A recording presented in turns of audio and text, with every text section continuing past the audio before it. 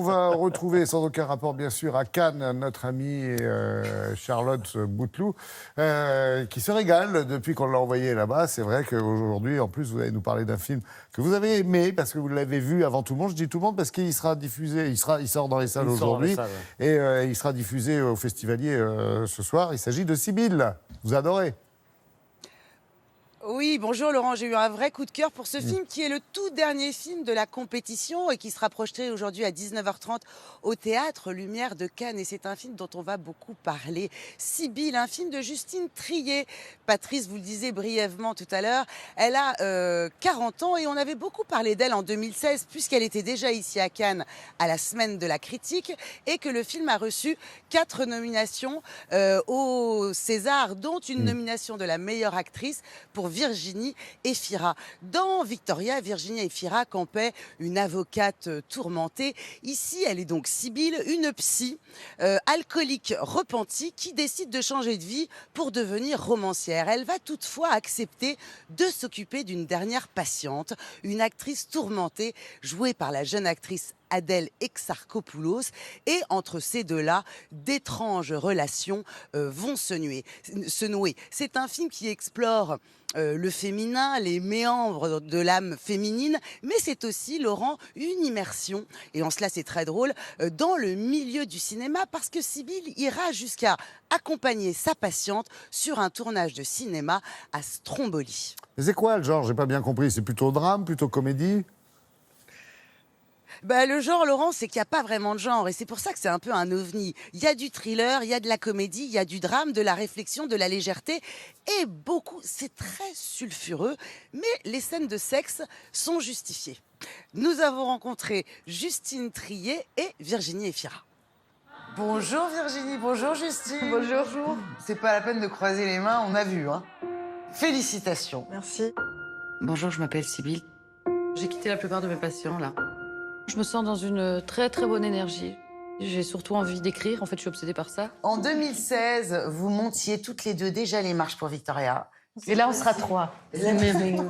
Avec une partie de l'équipe, évidemment. Virginie, hormis le fait de retrouver Justine, qu'est-ce que vous êtes dit en lisant le scénario? Justine aurait pu me demander ce qu'elle voulait, même un 4e rôle, un 5e rôle. J'aurais suivi, déjà parce que j'aime ce qu'elle fait et que je me sens proche de sa sensibilité, et aussi parce que Victoria était pour moi, dans sa manière qu'elle a eu de me regarder, ça a fait en sorte que d'autres personnes ont regardé les choses différemment aussi, puis ça m'a permis d'avoir des personnages vraiment très différents de ceux que j'avais avant. J'ai arraché la place que j'ai sur ce tournage. Je peux pas risquer de tout perdre, c'est impossible. Il y a quelque chose que je vous ai pas dit, il est en couple avec la réalisatrice du film. Justine, retrouver Virginie, c'était une évidence avant même l'écriture. Et Virginie, j'ai l'impression qu'on avait commencé quelque chose, mais que j'avais envie encore de découvrir d'autres choses. Et comme on se connaît un peu dans la vie, que je vois plein de choses d'elle, que je voyais des choses d'elle différentes, parce que quand on a travaillé sur Victoria, moi, on était propulsés sur le tournage sans vraiment se connaître. Du coup, je me disais, ah tiens, c'est intéressant, cette façon-là qu'elle a d'être, etc. Et donc, instinctivement, c'est vrai que c'est devenu une espèce d'évidence, en fait. Action! It's not a joke! I'm done. Mika! À un moment, le personnage d'Adèle Exarchopoulos dit le cinéma est un milieu de dingue, et elle dit qu'elle craint d'y devenir folle. Ça vous est déjà arrivé de penser ça, Virginie? Je me souviens de Depardieu qui disait que forcément on devenait con aussi. Ah, En tout cas, il parlait plutôt des acteurs, je crois, de devenir fou. Oui, il y a différentes choses qui peuvent faire en sorte qu'on se dit quand même qu'il vaut mieux garder une forme de distance, et que si on gluait totalement, pourrait faire perdre une forme de lucidité. Alors, il y a à la fois tout ce qui entoure le cinéma, c'est-à-dire l'endroit du regard, l'endroit de la hiérarchie mise en place sur un plateau, l'espèce de surimportance que tu peux avoir pour après ne plus du tout l'être. Si tu commences à croire réellement que ces codes-là existent, qui représentent une vérité, tu deviens fou, en fait. Contrôle-toi, s'il te Ne me plaît. parle pas. Parle à Sibylle. Sibylle.